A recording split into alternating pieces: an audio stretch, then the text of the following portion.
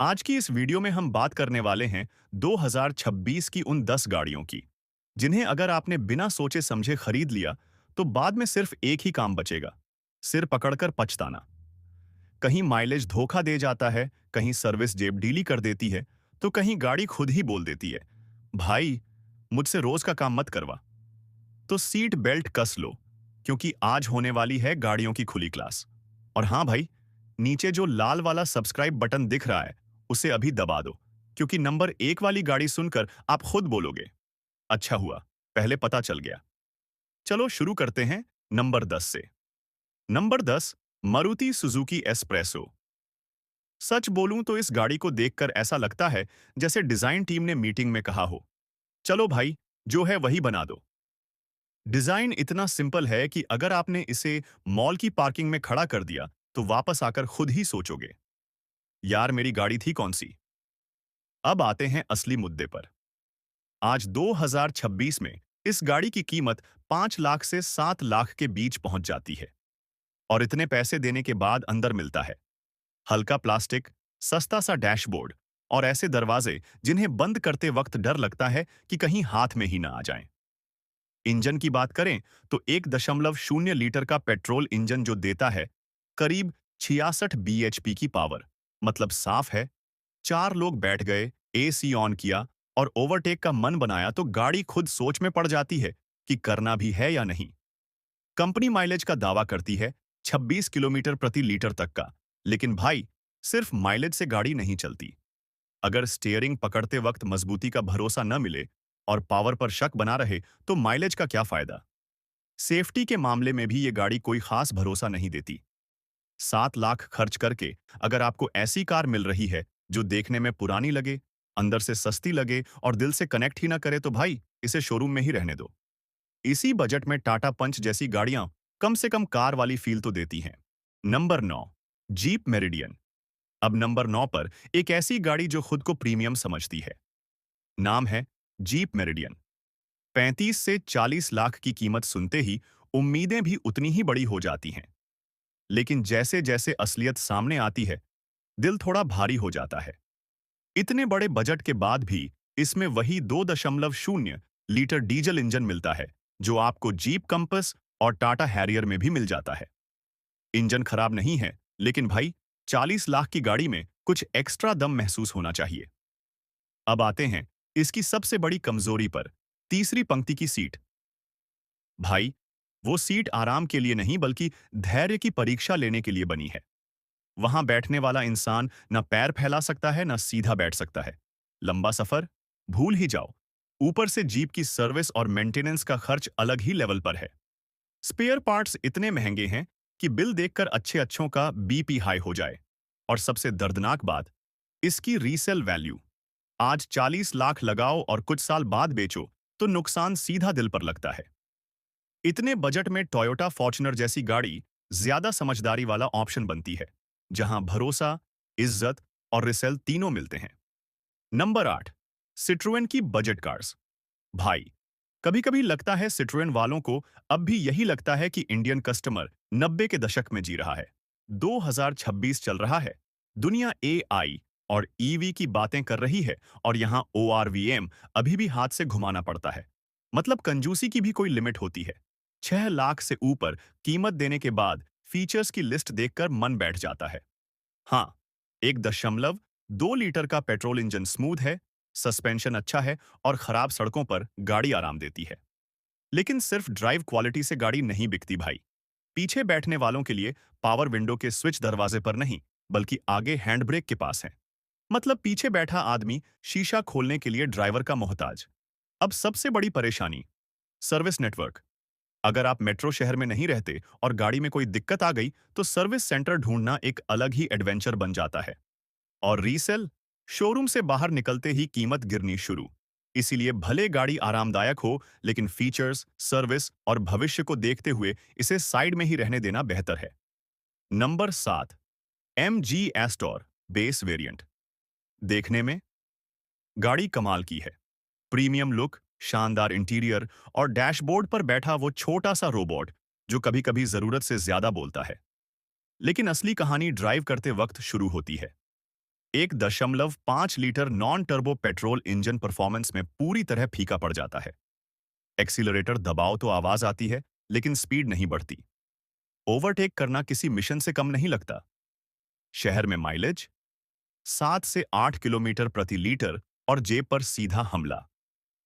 ऊपर से MG brand को लेकर अभी भी लोगों के मन में भरोसे की कमी है, जिसका असर रीसेल वैल्यू पर साफ दिखता है। हाँ, फीचर्स की भरमार है, लेकिन रोजमर्रा की ड्राइव में क्रेटा या सेल्टॉस कहीं ज्यादा समझदारी भरे ऑप्शन हैं। एस्टोर ज्यादातर शो पीस जैसी लगती है। Number 6, Maruti Suzuki. Jimny launch से पहले ऐसा शोर मचा जैसे कोई क्रांति आने वाली हो, लेकिन लॉन्च के बाद हकीकत थोड़ी अलग निकली। सच बोलें तो ये गाड़ी कम और खिलौना ज्यादा लगती है। चौड़ाई इतनी कम कि आगे दो भारी लोग बैठ जाएं तो रास्ते भर कंधे टकराते रहते हैं। पीछे की सीट बस नाम की। 1.5 लीटर का इंजन ऑफ रोडिंग में ठीक है, लेकिन हाईवे पर 100 की स्पीड के बाद वाइब्रेशन शुरू। 15 लाख तक की कीमत देकर इतनी छोटी और अनप्रैक्टिकल गाड़ी एक मिडिल क्लास फैमिली के लिए बिल्कुल सही नहीं बैठती। ये उन लोगों के लिए है जिनके पास पहले से एक गाड़ी है और वीकेंड पर पहाड़ या कीचड़ में खेलने का शौक है। डेली यूज बिल्कुल नहीं। Number 5, Renault Kwid. भाई देखो, सस्ती गाड़ी होना और अच्छी गाड़ी होना दोनों अलग अलग बातें हैं। रिनोल्ट क्विड कागज पर तो 5 लाख के आसपास मिल जाती है, लेकिन असल जिंदगी में ये गाड़ी आपको हर दिन अपनी मौजूदगी का एहसास दिलाती रहती है। जैसे ही इंजन स्टार्ट करते हो, आवाज आती है मानो घर में मिक्सर ग्राइंडर चालू हो गया हो। वाइब्रेशन इतना ज्यादा कि स्टीयरिंग पकड़ते ही ऐसा लगता है फ्री में हैंड मसाज मिल रही है। अब बात करें इसकी मजबूती की। पूरी गाड़ी टीन के डिब्बे जैसी फील देती है। सेफ्टी टेस्ट में जो स्कोर आया उसे देखकर ऐसा लगता है कि सुरक्षा का पूरा जिम्मा सीधे भगवान भरोसे छोड़ दिया गया है। टायर इतने पतले कि दूर से देखने पर साइकिल के टायर लगें। हाईवे पर जैसे ही स्पीड बढ़ाओ, गाड़ी हवा से बातें करने लगती है और ड्राइवर अंदर से प्रार्थना। कुछ लोग कहते हैं माइलेज अच्छा है, लेकिन भाई, अगर गाड़ी में बैठकर ही डर लगे तो माइलेज से क्या करना। अगर बजट बहुत टाइट है तो ऑल्टो अभी भी ज्यादा भरोसेमंद ऑप्शन है। क्विड अब पुरानी सोच और पुराने प्रोडक्ट की तरह लगती है। इसका समय निकल चुका है। नंबर 4, वोल्क्सवैगन वर्टस और स्कोडा स्लाविया। 1.0 litre engine. अब रुकिए, नाराज मत होइए। यहां हम 1.5 लीटर इंजन की बात नहीं कर रहे, वो वाकई शानदार है। मुद्दा है इनका 1.0 litre engine version.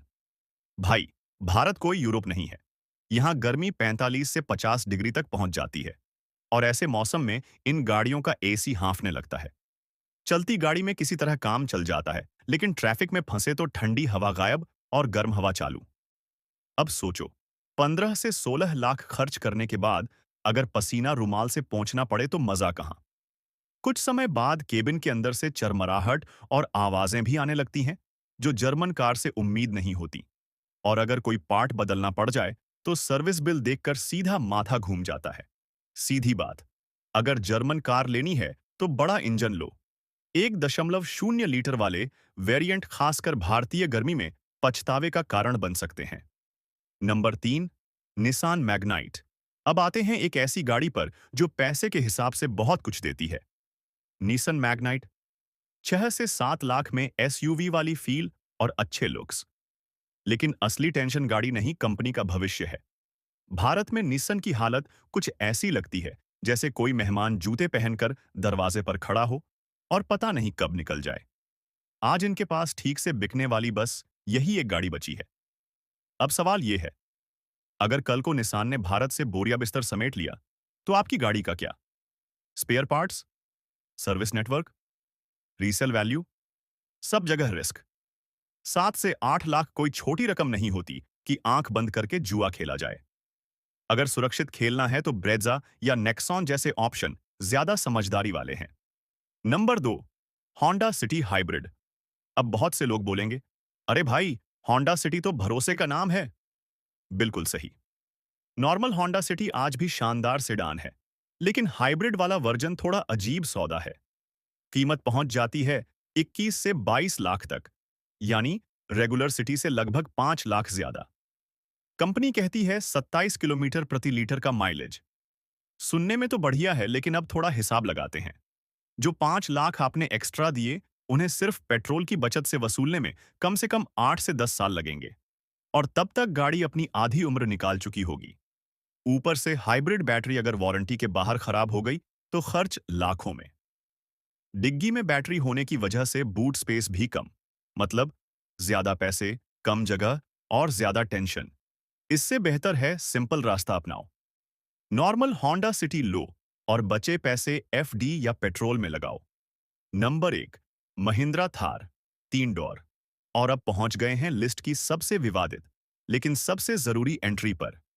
Mahindra Thar 3 दरवाजों वाली। फैन बॉयज थोड़ा सब्र रखो, पूरी बात सुन लो। मुद्दा इसकी ताकत या लुक्स नहीं है। मुद्दा है इसे फैमिली कार समझकर खरीदने की गलती। रोड प्रेजेंस कमाल, रुतबा जबरदस्त, लेकिन रोजमर्रा की जिंदगी में ये गाड़ी किसी सज्जा से कम नहीं। सस्पेंशन इतना सख्त कि खराब सड़क पर चलाओ तो लगे पूरे शरीर का एक्सरे हो गया। पीछे की सीट पर जाने के लिए योगासन करना पड़ता है। अंदर बैठने के बाद घुटन भरा माहौल। हाईवे पर स्टीयरिंग में वाइब्रेशन इतना कि हाथ सुन्न हो जाए। माइलेज शहर में 7 से 8 किलोमीटर प्रति लीटर से ज्यादा की उम्मीद मत रखना। कॉलेज स्टूडेंट हो, स्टाइल दिखाना है तो ठीक है, लेकिन फैमिली के साथ आराम से सफर करना है तो भाई स्कॉर्पियो एन या एक्सयूवी 3XO कहीं ज्यादा समझदारी वाले ऑप्शन हैं। थार के चक्कर में अपनी कमर और घर की शांति दोनों मत खराब करो। तो भाइयों, ये थी वो 10 गाड़ियां जो 2026 में खुशी से ज्यादा टेंशन दे सकती हैं। शोरूम की लाइट्स और सेल्समैन की मीठी बातों में आकर फैसला मत लेना। पैसा आपका है, मेहनत का है। गाड़ी वही लो जो आपकी जिंदगी आसान बनाए, ना कि सिर्फ स्टेटस दिखाए। अगर आपको लगा कि मैंने किसी गाड़ी पर ज्यादा वार कर दिया या कोई और गाड़ी इस लिस्ट में होनी चाहिए थी, तो नीचे कमेंट बॉक्स खुला है। जो मन में है खुलकर लिखो। और अगर इस वीडियो ने आपका थोड़ा भी पैसा बचाया या एंटरटेनमेंट दिया, तो भाई चैनल को अभी सब्सक्राइब करो। लाल बटन ग्रे दिखना चाहिए और बेल आइकन भी दबा देना। मिलते हैं अगली वीडियो में। तब तक गाड़ी आराम से चलाओ, सीट बेल्ट लगाओ और अपना ख्याल रखो। धन्यवाद।